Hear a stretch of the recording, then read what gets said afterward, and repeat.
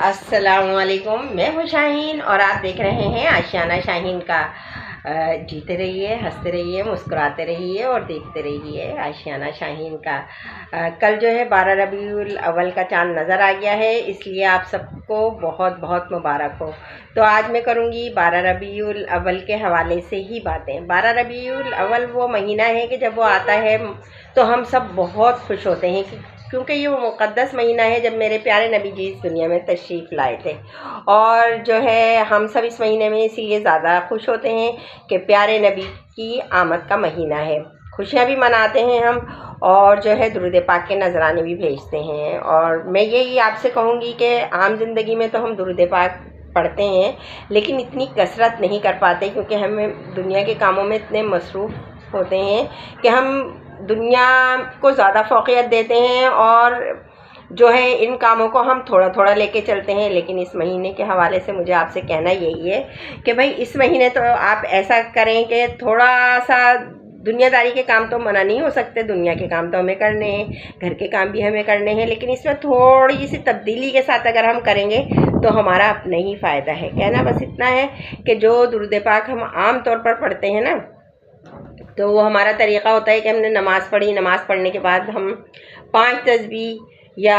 1000 دفعہ پڑھ لیا، 10 تسبیح پڑھ لی ہم نے۔ اب اس مہینے کے حوالے سے تو میں آپ سے یہی کہوں گی نا کہ بھئی یہ تسبیح تو ہماری روزمرہ کا معمول ہے، ہم پڑھتے ہی ہیں، لیکن اس کے علاوہ ہمیں اس تسبیح میں کر دینا چاہیے بہت زیادہ اضافہ۔ مثال کے طور پر اگر ہم نماز پڑھ رہے ہیں اور ہم نے اپنی تسبیح کو پڑھ لیا، تو اب پھر ہمیں یہ چاہیے کہ جب ہم کام میں مصروف ہوں، یعنی کچن کے کاموں کی طرف جانے لگیں، تو وضو کر کے جائیں، اور جیسے جیسے ہم آٹا گوندیں، روٹی پکائیں، سبزی بنائیں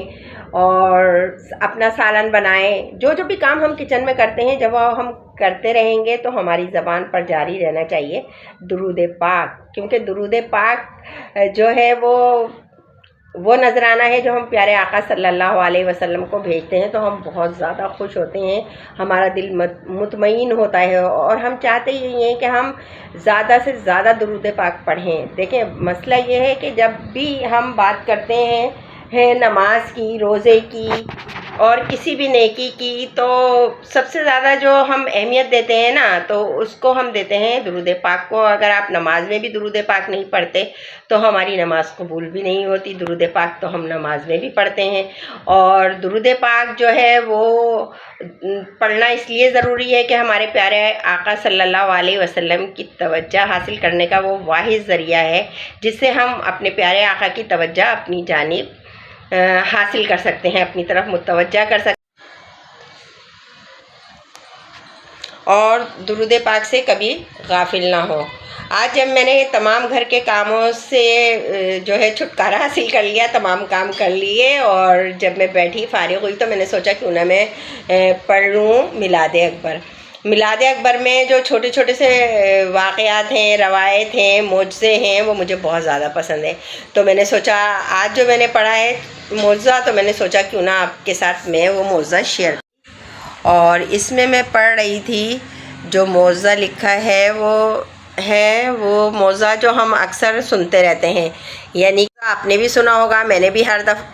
بھی بہت دفعہ سنا ہے، لیکن جب بھی سنتے ہیں نا ہم اپنے پیارے آقا صلی اللہ علیہ وسلم کے وہ معجزات، جو ہم چاہے جتنی بھی دفعہ سن لیں، لیکن ہمیں ہر دفعہ آتا ہے ایک نیا مزہ، اور ہماری روح میں بھر دیتا ہے ایک تازگی ہمیشہ۔ تو آج جو معجزہ ہے وہ میں نے پڑھا، وہ یہ تھا کہ ایک دفعہ ہمارے پیارے آقا صلی اللہ علیہ وسلم جو تھے نا، ان کا گزر ہوا ایک جنگل سے۔ جب وہ جنگل سے گزر رہے تھے تو انہیں آواز آئی ہرنی کی۔ ہرنی نے انہیں آواز دی، یا رسول اللہ، یا رسول اللہ۔ میرے پیارے آقا صلی اللہ علیہ وسلم نے دیکھا تو ایک ہرنی بندھی ہوئی تھی۔ پیارے آقا پیارے نبی جی ہرنی کے پاس گئے اور اس سے پوچھا کہ کیا ماجرا ہے؟ تو ہرنی نے کہا یہ دیکھیں یہ شکاری ہے اور یہ مجھے شکار کر کے لایا ہے۔ شکاری اس وقت سو رہا تھا، ہرنی کو اس نے ایک درخت سے باندھ دیا تھا اور خود سو گیا تھا۔ تو ہرنی نے وہ پورا واقعہ بتایا پیارے نبی جی کو کہ یہ مجھے شکار کر کے لایا ہے اور مجھے یہاں باندھ دیا ہے۔ اب پہاڑی کے اس پیچھے ہیں میرے 2 چھوٹے چھوٹے بچے جو وہ اس وقت بہت بھوکے ہوں گے، تو آپ مجھے تھوڑی دیر کے لیے جو ہے وہ آزاد کر دیں تاکہ میں جاؤں اور بچوں کو دودھ پلا کر آ جاؤں۔ میرے پیارے نبی جی نے اس کو کھول دیا اور خود قریبی ایک پتھر تھا اس پہ بیٹھ گئے۔ جیسے ہی ہرنی گئی نا ویسے ہی شکاری کی کھل گئی آنکھ۔ شکاری نے دیکھا چاروں طرف، اسے اپنی ہرنی کہیں نظر نہ آئی، لیکن جو پیارے آقا بیٹھے ہوئے تھے وہاں پہ اس کی نظر چلی گئی۔ تو پوچھا اس نے، یہودی تھا وہ، اس نے پوچھا کہ بھئی یہاں میری ہرنی بندھی تھی وہ نظر نہیں آ رہی۔ تو پیارے آقا مسکرائے اور کہا کہ فکر نہ کرو، پریشان نہ ہو، تمہاری ہرنی ابھی آتی ہے، اپنے بچوں کو دودھ پلانے گئی ہے۔ اب کیونکہ وہ یہودی تھا، ایمان تو لایا نہیں تھا، میرے پیارے نبی جی کو تو مانتا ہی نہ تھا، ابھی اس بات ہو ہی رہی تھی، بے یقینی کی کیفیت میں تھا وہ یہودی کہ بھئی ہرنی کو چھوڑ دیا تو وہ اب ہرنی کیسے واپس آئے گی۔ کہ اتنے میں اس نے دیکھا کہ سامنے سے جو ہے نا ہرنی چلی آ رہی تھی اپنے 2 بچوں کے ساتھ، بہت مایوس تھی، چھوٹے چھوٹے قدم اٹھاتی آ رہی تھی۔ اسے پتہ تھا کہ میں جاؤں گی ابھی تو شکاری مجھے دوبارہ باندھ لے گا، اور جب مجھے دوبارہ باندھ لے گا تو میں دوبارہ قیدی بن جاؤں گی۔ بس یہی سوچ جو ہے نا اس کو بہت زیادہ پریشان کیے ہوئی تھی کہ بس اب جانا ہے اور جا کے بن جانا ہے، اور بس آ تو رہی تھی، لیکن ظاہر بات ہے اس نے وعدہ کیا تھا پیارے نبی جی سے۔ لیکن جب وہ آئی تو شکاری کی نظر اس پہ پڑی کہ یہ ہرنی بھی آ رہی ہے اور ساتھ میں اس کے 2 معصوم بچے بھی ہیں، تو وہ اس معجزے پہ اتنا حیران ہوا اور کلمہ پڑھ کر مسلمان ہوا۔ کلمہ پڑھا اس نے اور مسلمان ہو گیا، اور اس نے ہرنی کو آزاد کر دیا۔ جب ہرنی آزاد ہو گئی تو وہ خوشی خوشی دوڑ گئی پہاڑی کے اس جانب جہاں پر وہ رہتی تھی اپنے بچوں کے ساتھ۔ تو یہ ہے معجزہ میرے پیارے آقا محمد مصطفیٰ صلی اللہ علیہ وسلم کا۔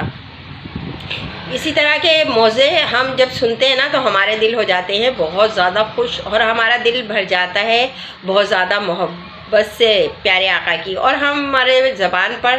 جو ہے نا خود بخود جاری ہو جاتا ہے درود پاک۔ تو اسی لیے میں کہتی ہوں آپ سے آج کے لیے بس اتنا ہی کہ جتنا بھی کثرت کر سکتے ہیں اتنی ہی کثرت کریں درود پاک کی، اور 12 ربیع الاول کا جب دن آئے تو پیارے آقا کو تحفتاً یہ درود پاک پیش کر دیں ان کی خدمت میں، اور جو ہے 12 ربیع الاول کے دن پکائیں اچھے اچھے کھانے، لیکن ان اچھے اچھے کھانوں کے ساتھ اگر آپ کے گھر میں 2 بچے ہیں 3 بچے ہیں تو آپ ان کی پسند کے بھی نا تھوڑے تھوڑے سے کھانے بنا لیں، تاکہ وہ بچے بھی خوش ہو جائیں اور ہمارا دسترخوان بھی سج جائے۔ کیونکہ میں نے پڑھا بھی ہے کہیں اور یہ سنا بھی ہے کہ دسترخوان سجانے سے، یعنی اس دن دنیا کی جتنے بھی آپ زیادہ سے زیادہ یعنی کھانے بنا سکتے ہیں، مٹھائی منگا سکتے ہیں، تو اپنے اور اپنے بچوں کے لیے سجائیے دسترخوان کو، کہ یہ سوچ کر کے کہ اللہ تعالیٰ پورے سال ہمارے روزی رزق میں کرے اضافہ، ہماری روزی میں برکت عطا فرمائے، ہمارے گھر سے تمام بیماریوں پریشانیوں کو دور کر دے اور اپنی رحمت نازل فرما دے اس درود پاک کی برکت سے۔ کیونکہ میں اتنا سمجھتی ہوں اور آپ بھی سمجھتے ہیں کہ درود پاک پڑھنے سے جو ہمیں حاصل ہوتا ہے وہ ہمیں کسی دوسری چیز سے حاصل نہیں ہوتا۔ سب سے پہلی بات تو درود پاک پڑھنے سے ہمیں حاصل ہوتا ہے دل کا اطمینان، اور پھر اس کے بعد ہمیں حاصل ہوتی ہے خیر و برکت، اور بیماریوں سے نجات ملتی ہے، اور بیماریاں ہوتی بھی ہیں جیسے کہ آج کل ہیں بہت زیادہ بیماریاں، تو ان کے لیے بھی ہمیں جو ہے اللہ تعالیٰ سے رجوع کرنا چاہیے، دعا مانگنی چاہیے کہ اللہ تعالیٰ ہمیں ان تمام بیماریوں سے محفوظ رکھے، اور ہمیں اور ہمارے پیاروں کو تمام پریشانیوں سے دور رکھے، ناگہانی آفت سے دور رکھے، اور اللہ تعالیٰ ہمیں توفیق دے کہ ہم پیارے آقا سے اور اپنے رب سے کرتے رہیں بے انتہا محبت کا اظہار۔ آج کے لیے اتنا ہی،